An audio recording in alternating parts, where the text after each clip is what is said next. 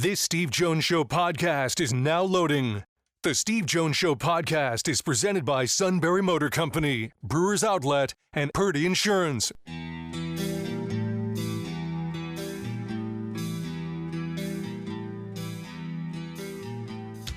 Bringing you an in-depth look at Penn State sports and more. This is the Steve Jones Show on News Radio 1070 WKOK. The Steve Jones Show is presented by Sunbury Motor Company, Purdy Insurance, and Brewers Outlet. Now from the Sunbury Motor Studio, here's Steve Jones. And happy Monday to you. Great to have you with us. We've made the turn into November. And we will get to Penn State in a moment.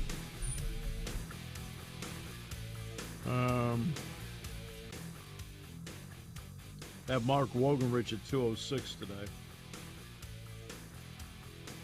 Penn State's got Indiana Saturday. And the first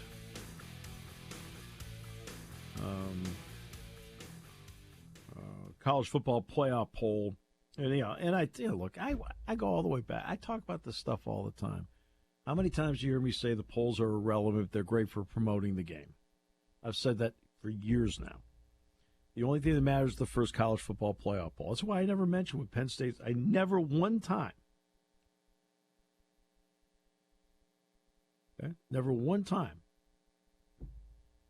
did I mention Penn State's ranking this year. Never. Zero. Why? Didn't mean anything to me.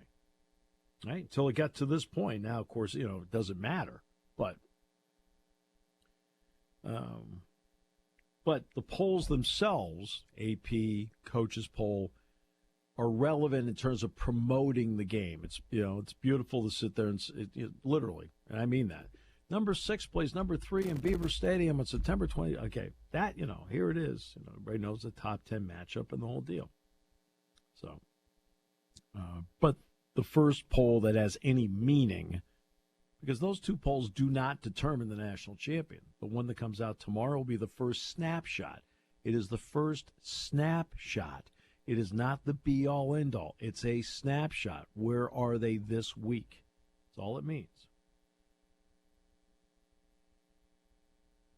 Okay? This week. Your season's over. I did check it the other day. Yes, it did. And it was 14-0 at the half, Steve. Shamokin led 14-0 at the half. Well, Ohio State led Penn State 17-14 at the half. So, well, no, that's kind of my point. I mean, you can relate to you can relate to that. It was a very competitive first half. Although Shikellamy wasn't moving the ball very well, they definitely found some ways to move the ball in the second quarter. But Shamokin just played very, very solid defense and stopped them in the red zone a couple of times in that first half. All right, so Penn State. I just thought you'd be proud of me because I remembered the score at halftime.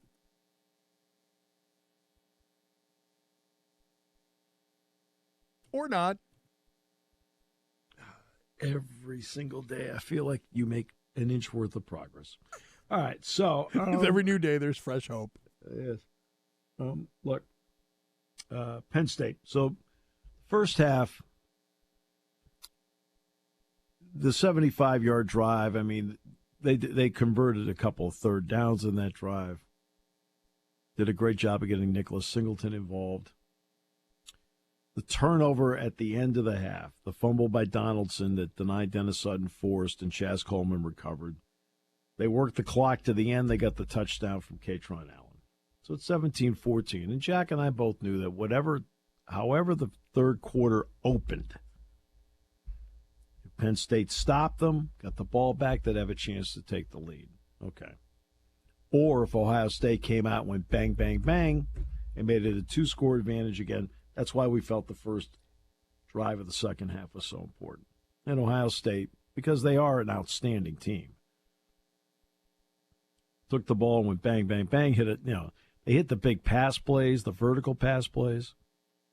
Penn State didn't try vertical pass plays in the game. I mean, Penn State of the 145 yards receiving in the game, 102 yards were after the catch. So their horizontal pass game was fine, but the vertical pass game was not really there. And a 26-yard pass play to Kobe Howard.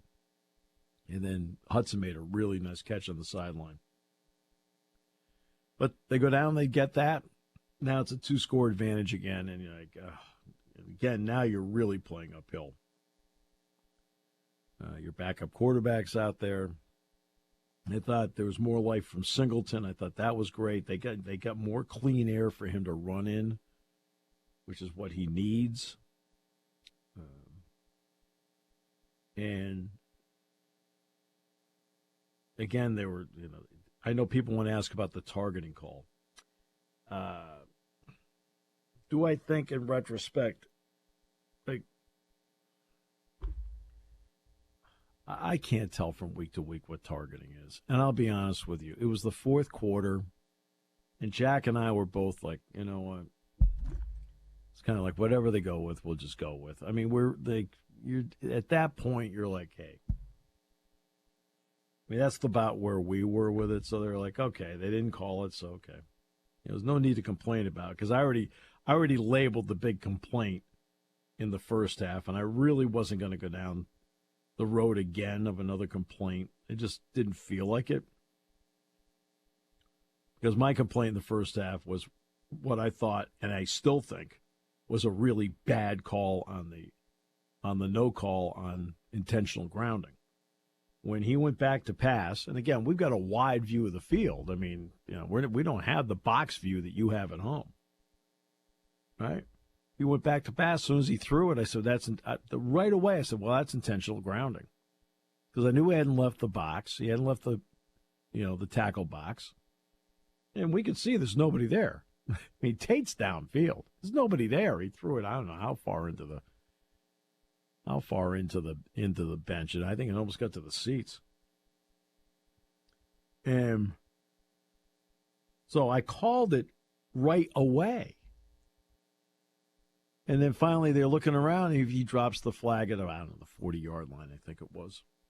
Like, all right, there's the flag. Then they talk about it. They pick it up. I looked over at Jack, and I literally said this on the air. I said, you know what? I said, you feel like they're making it up as they go. What are you doing? What? Right?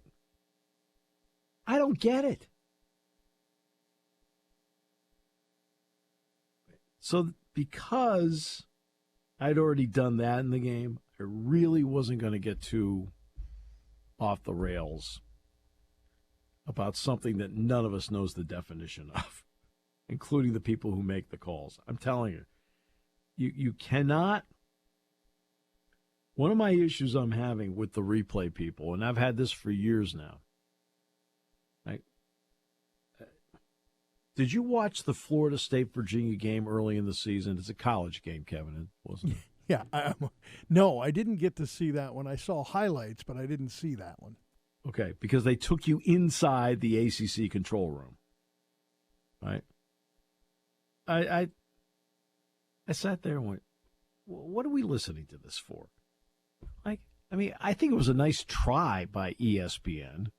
Hey, here they are. This is how it's, and we get to hear how they really don't know what they're talking about. It's literally, you sat there and went, my impression of the replay system was worse because of it. They went in there like 3 different times on me going, dude, you tell these people to shut the heck up. God, just look at the primary replay, get it over with. How much time is left? We're done. Right there. Oh, what about, bring back, we got to see this view. Oh, for God's sakes. See, this is one situation where I actually have an advantage over your situation because the replay officials are within walking distance. So even, and they will talk. Like the guys that work in the Patriot League will chat. A couple of weeks ago, I had a guy come over to the booth, and we were talking about different things. I said, what are you looking for in this situation? What throws the flag? What draws the flag? And the one thing we did talk about was when the flag comes out, it's very judgmental of a call, and then they have to look through things very, very diligently to be able to find, okay, was it this? Was it this? Did this happen? And then iron everything out. I'm not saying it made things clearer because you still have interpretation there, but it was really nice to be able to have a little bit of insight on what's going on. I think what you're talking about is the fact that there's really no insight on what's going on when it's away from the stadium.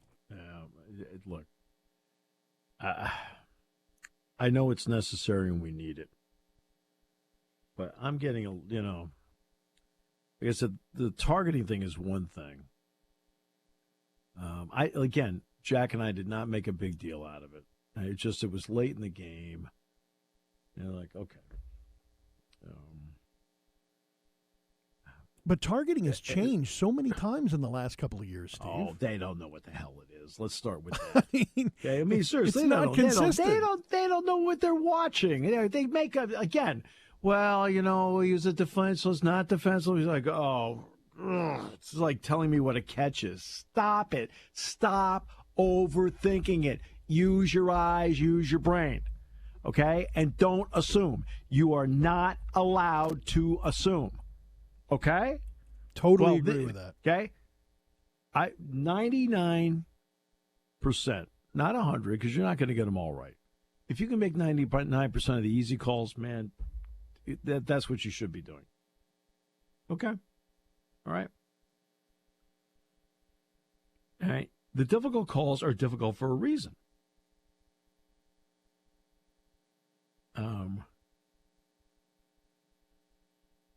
And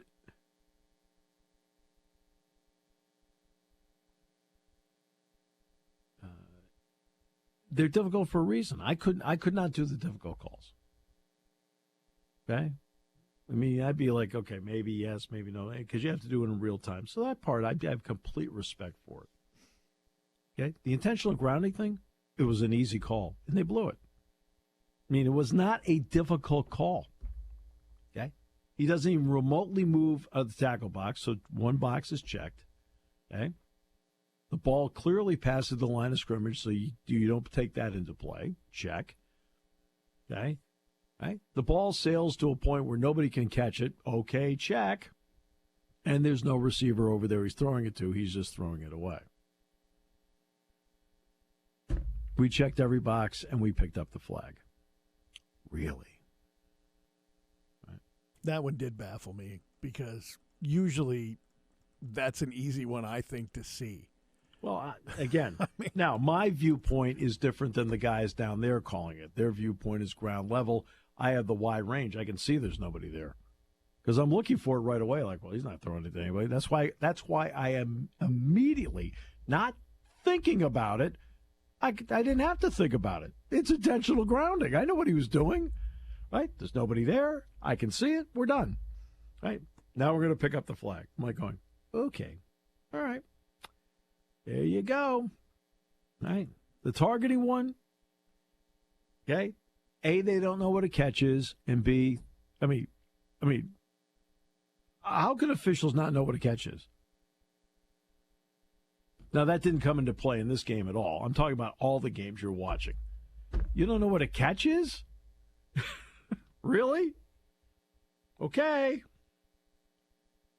Are we thinking too much? Yes, we are. Way too much. I want to go back to the intentional grounding because I want to go through something that the progression that you were talking about. As an official, the way it was explained to me, because this is one of the things that we discussed when I had the opportunity. The first thing they're looking for is tackle box. All right? Mm-hmm. That's the referee. That's his call. Sure. He's the one that's got the best view of that. It's an easy one. That was easy in that case. He never moved. Right. Exactly. Number two is, did he throw it across the line of scrimmage? Okay, that's the line. That's the line judge. So he needs to be in that conversation. Mm-hmm. After that's done, then the final one is, was there a receiver in the area? Now, at this point, you have to involve probably the back judge, maybe the umpire, depending on where it is. So there's got to be 3 or 4 referees in this huddle talking about this. Well, based on the Oregon game, the umpire isn't looking for holding, so yeah, you're right.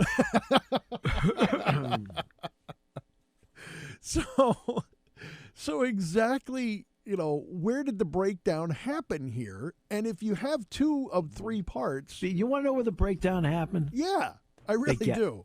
Okay? They did the worst thing an official can do. Guessed.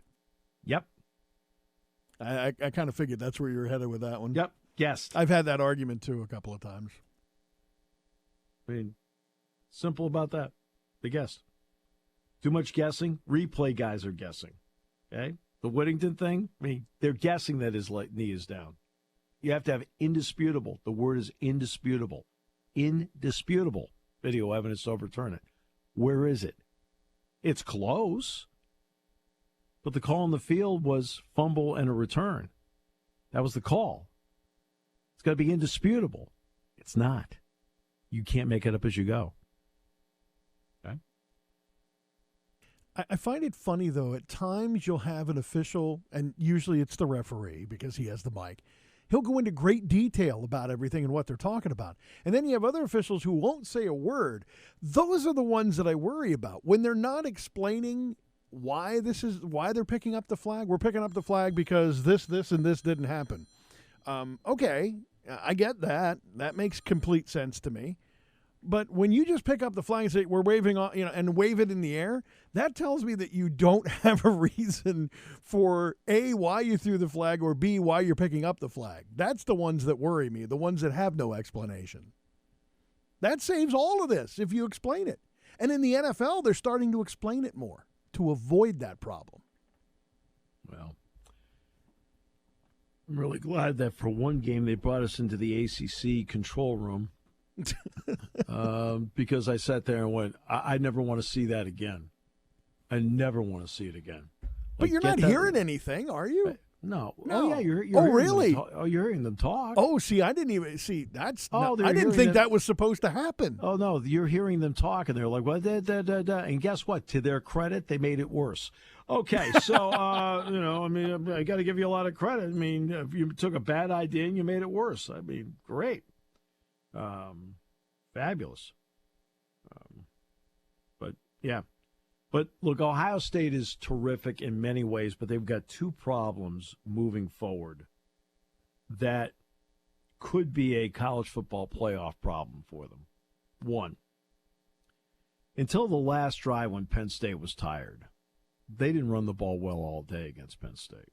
Yeah, they had a couple of runs, but then when you look at it, you're like, oh, that was only a 4-yard gain, that was only a 3-yard gain. It's like it was cut and the whole thing. It, had a nice look to it, and then you realize it didn't gain a lot of yards. They did not run the ball well, and on the videos I watched going into the game, that's why I said to Jack, I said, I think their offensive line is good but not great. And I think their running game is okay to good. Now, after seeing them in person, I think their running game is okay to good, and their offensive line is good. And the other part is he made the one great scramble for a first down, Julian Sain did. And as I said last week, he throws a beautiful ball. And you could see, and I said that going into the game. Well, you watch him in the game, he throws a beautiful ball. But when you get to these college football playoff games, and something that Penn State could not do enough against him on Saturday, they could not get enough pressure on him. Now, part of the issue is if you're blitzing, guess what you have to do when you're blitzing? You got to play cover zero, which means you got to play Tate and Smith one-on-one. That becomes the issue. But if you have down linemen that can put pressure on, Sain will struggle a bit with that, and I saw that on Saturday. And those will be two issues moving forward. They're not going to have any issues defensively. I think they're really good defensively, and I think they do a great job of playing to their strengths and dictating tempo with their defense. But offensively, they don't run the ball really that great, and their offensive line is good, not great. So, that's what I picked up on from them. I just think moving forward, there's going to be an issue. Now, you got a really physical team coming in this week in Indiana. And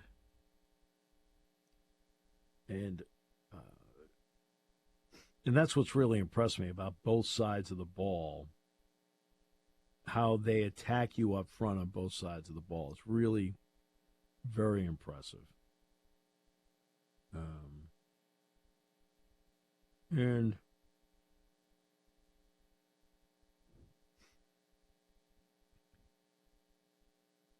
And Kurt Cignetti's done a great job of molding this team.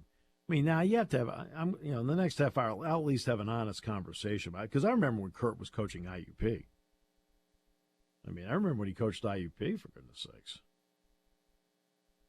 I remember them going to 3 NCAA tournaments under him at IUP. And he's done a great job with this group. Now, it's more than just doing a great job. He's caught a couple of breaks along the way, and he's done a great job of taking advantage of it. But they put themselves in a great spot. They will be 1 or 2 when the poll comes out tomorrow night from the College Football Playoff Committee. They'll be either 1 or 2. It's going to be one or the other.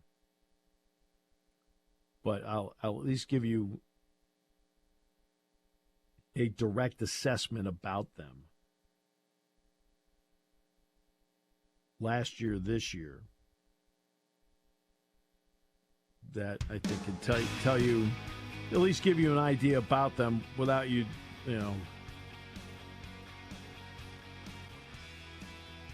I think will help you as to what you see and why you're seeing it. How about that?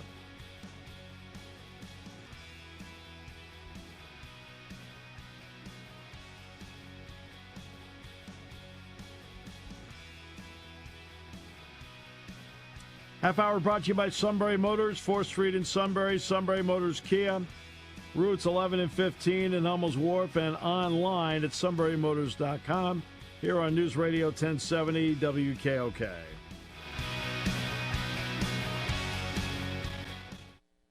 Party time, game time, or just fun time. Doesn't matter what time it is because it's Brewers Outlet time. The Beverage Supermarket has the area's largest beer selection. Imports, microbrews, ciders, and domestics. Pick from over 100 ice-cold 12-packs and dozens of 24-ounce singles. Soda, snacks, hot sauces, fresh roasted peanuts. Make it one-stop party shopping, and don't forget the pickle bar. So whatever you're celebrating or just doing it up, Brewers Outlet, Reagan Street, Sunbury wants to see you. And thank you for your years of patronage. Stepping onto a car dealer's lot should not be like stepping into a haunted house. Sunbury Motors can take your car shopping fears away. SMC has been satisfying more customers, selling more cars, and providing you with a tradition of trust since 1915.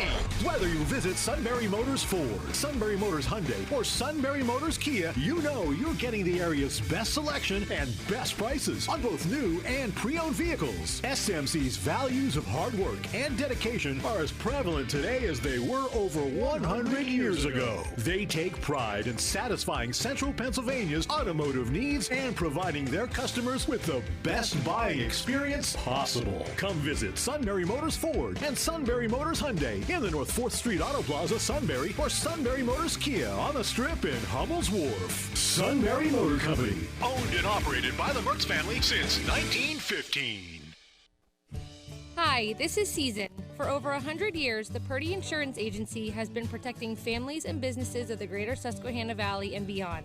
With the experience of our trained and knowledgeable staff, you can rest assured that your needs will be evaluated and met by some of the industry's best representatives. No matter what your insurance needs are, call Purdy Insurance today at 570-286-5855. Visit our website at purdyinsurance.com or check us out on Facebook to see what we can do for you.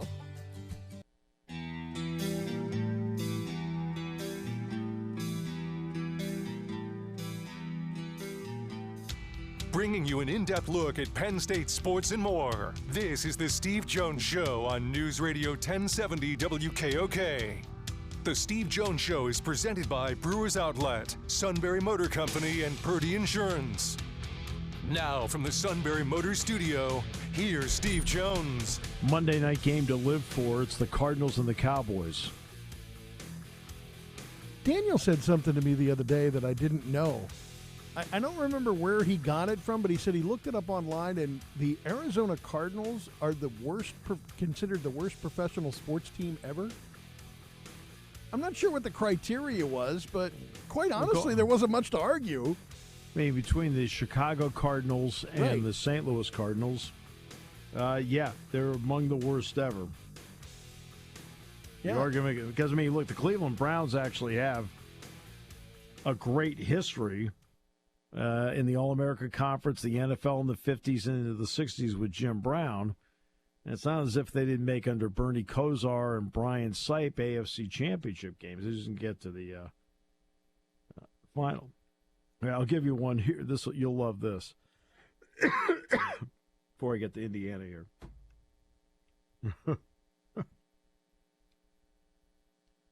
So, everybody's in these little fun pools. Are you in a, besides fantasy football, are you in any fun pools? No, I just do the fantasy. I don't do like the knockout pools or anything like that. No. So Jack's in this, there's just 3 people all together. So they just essentially have fun with it. But he's currently in second place, and you know how competitive Jack is, right? Yeah. So last year we did this a couple times. Actually, the last 2 years we've done this a couple times. I need your picks. And a lot of times it's worked out pretty well. So this time he says, look, I'm in second place right now out of 3. He said, we'll pick games. So we're picking games. And we're on the plane coming back. He says, now, of the early games, you have to have a lock in the early games and a lock in the late games or the Monday night game. So the lock in the early game, I told him, was Detroit and Minnesota. Detroit's playing great. They're playing at home. Minnesota, McCarthy's back. I'm not a big McCarthy guy anyway. I'm like, oh, yeah. Right. So, of course, Minnesota wins the game. So he sends me a text yesterday. Our friendship was always on thin ice. However, that Detroit pick means I'm only talking to you when we're on the air. Well, it could have been worse.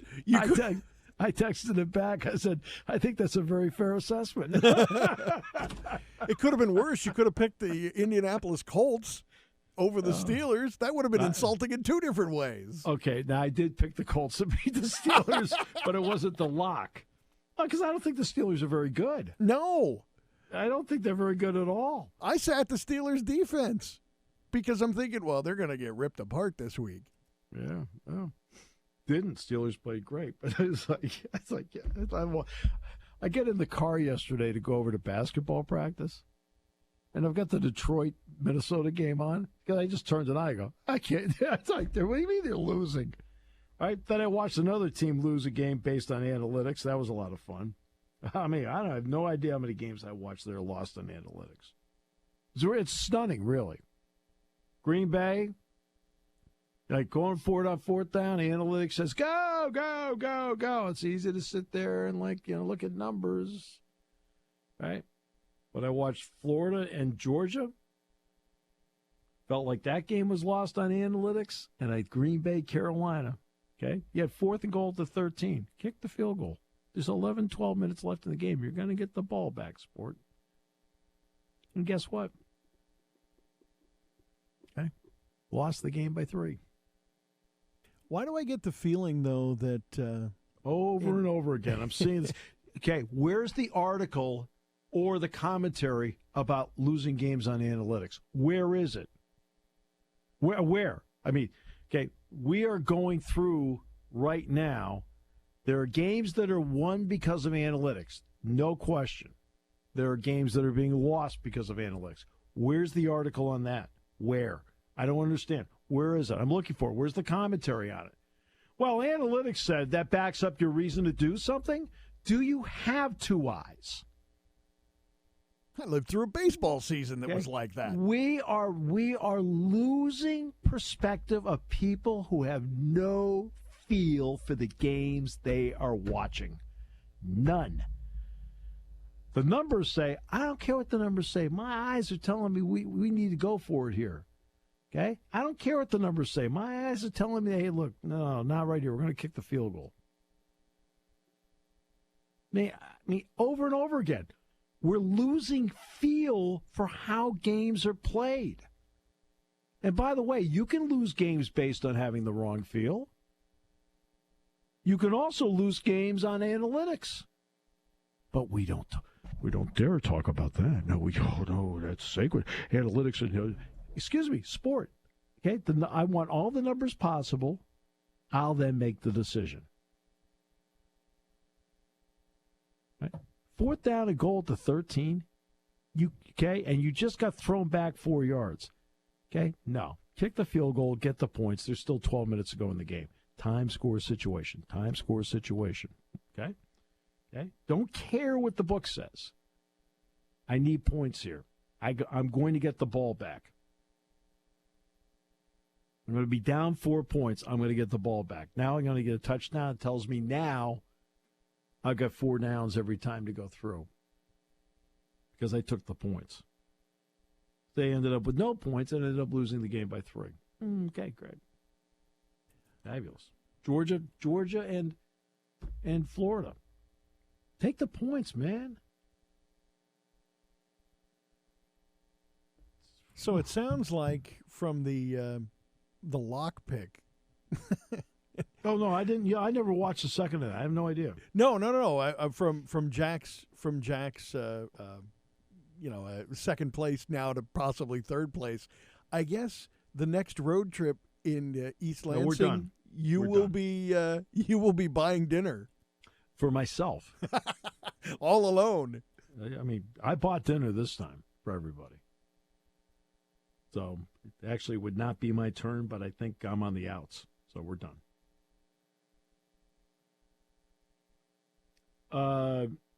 But again, analytics wins games for you. Analytics also loses games for you.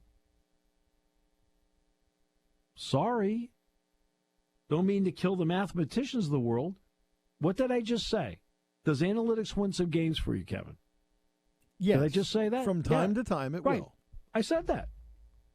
Right? But we don't talk about the part where they lose games for you. I've got people chasing points all over the place because some mathematician says you should chase points. There are moments to chase points, and there are moments to not chase points. Okay? There are moments to, and there are moments not to. You have to make the judgment. You have to make your judgment at that point. That's why you're the coach. You have to make the judgment. By the way, Bucknell women open the season at 5. They play in Rec Hall against Penn State today. Okay? And then the men take on Fairfield tonight in the Jordan Center at 7. All right, assessment of Indiana. Curt Cignetti takes over the job, and Curt's been successful everywhere he's gone. You know, I mean, I thought his dad was a very good coach at West Virginia, and I think people forget Curt was a backup quarterback at West Virginia, playing for both his dad and then for Don Nehlen. But, you know, he coaches at IUP, and, we're sitting here in the state, for goodness sakes. I knew IUP was really good, and Curt was doing a great job. I don't want to Google you, Curt. I remember you, okay? And then, he goes to Elon, so I lost track of him there. But when he took the James Madison job, I was like, ooh, look at the job he's doing there. Now he goes to Indiana. He's done a great job. But he's also been fortunate in a couple of ways. I mean, number one, it's amazing. There's a physicality with which they play with, and there's a confidence with which Indiana plays with. Last year, and they also made the right choice with the 2 quarterbacks in the transfer portal. Curtis Rourke, out of the Mid-American Conference last year, and now Fernando Mendoza out of Cal this year, which I'll get to him in a moment. But they had a schedule last year that was built for getting to a bowl game. So they didn't play anybody of note in the non-conference. But in doing that, they're winning big, doing great. And guess what? Garnering confidence.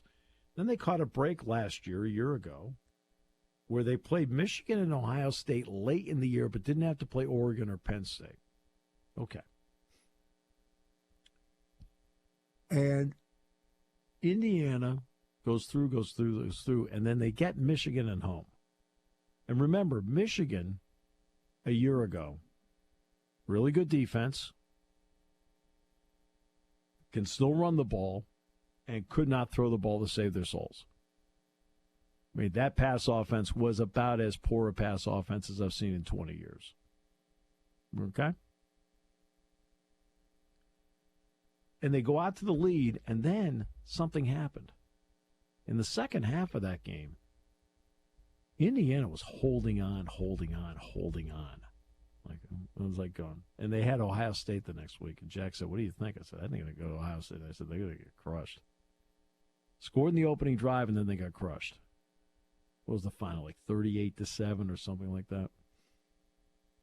Beat Purdue at the end, which everybody expected. Then they played Notre Dame, and they were not competitive in that game either. I mean, Notre Dame played great.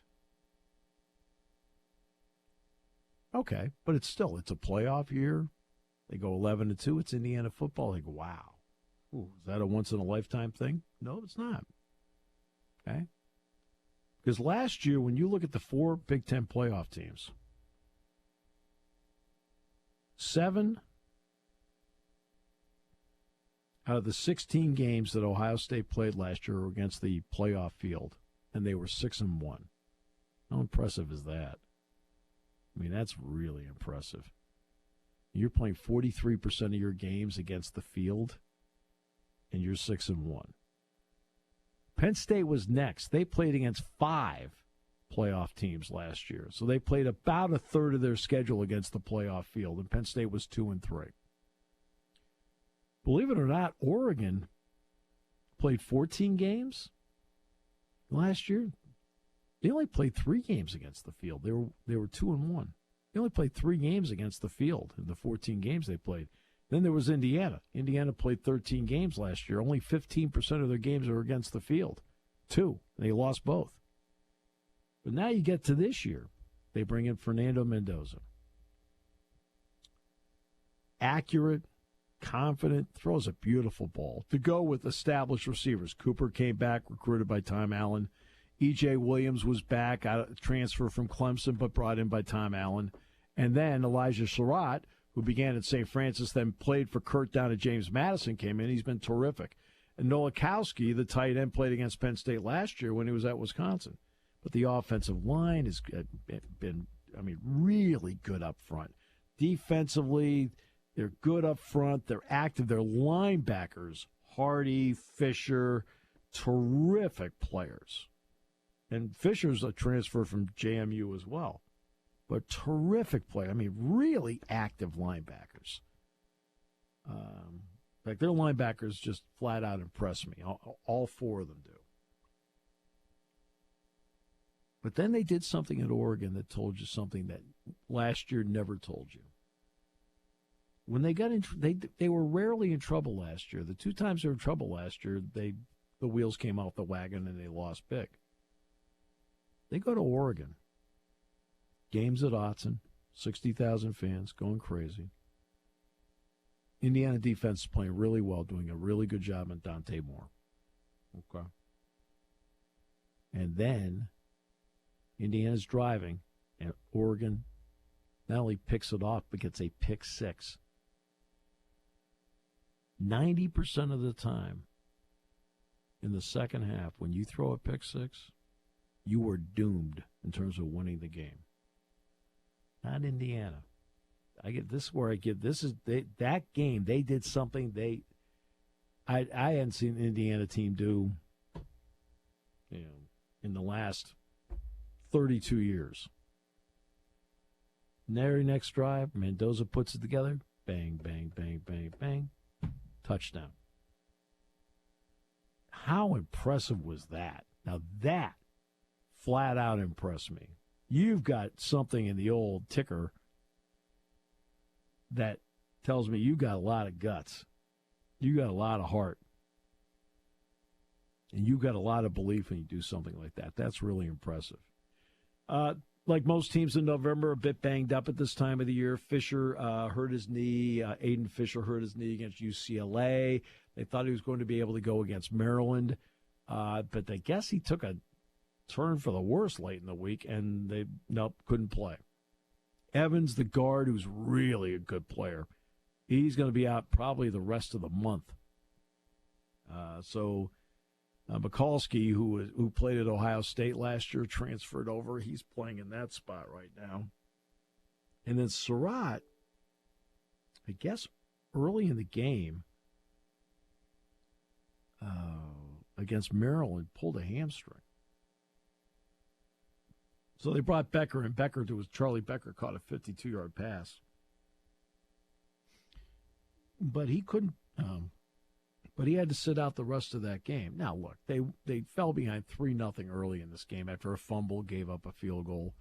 It's 3-0. Yeah, they won the game 55-10. I mean, their stats are unbelievably good. But for the first time for Ethan Grunkemeyer, it's the first time he actually gets to start a game at home.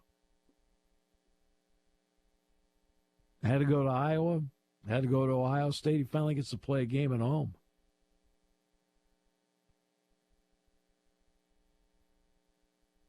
And that's a big, it should help. Now we'll see what the crowd is like on Saturday. That I can't predict. But, yeah, I think that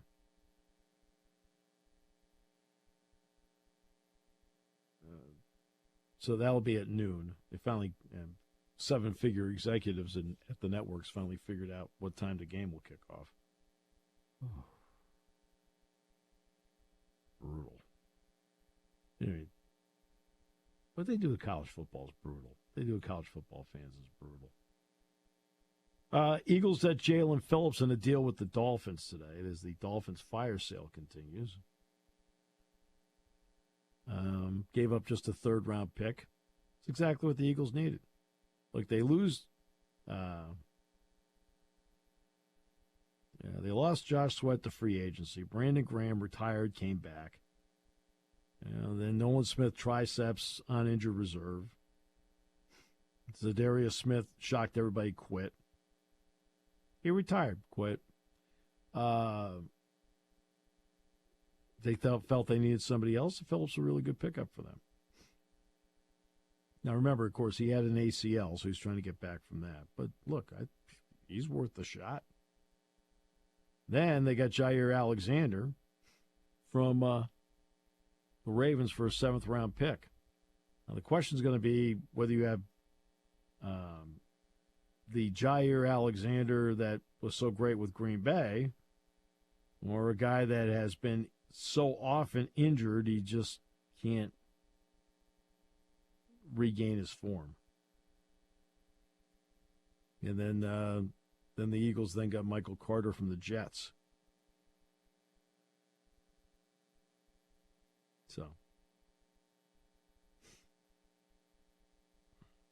So just going to the Eagles locker room, he'll be in complete shock of being in the locker room where they win.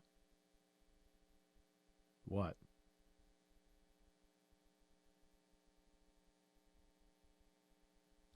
Greg Newsome got traded to Jacksonville by the Browns. Great. Who? Greg Newsome. Who? No, I forgot. You don't talk about the Browns? Nope. Okay. Do they have a team? Tomorrow we'll have adults on the show.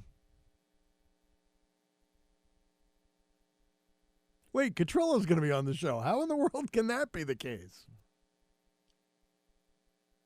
A fair point by you.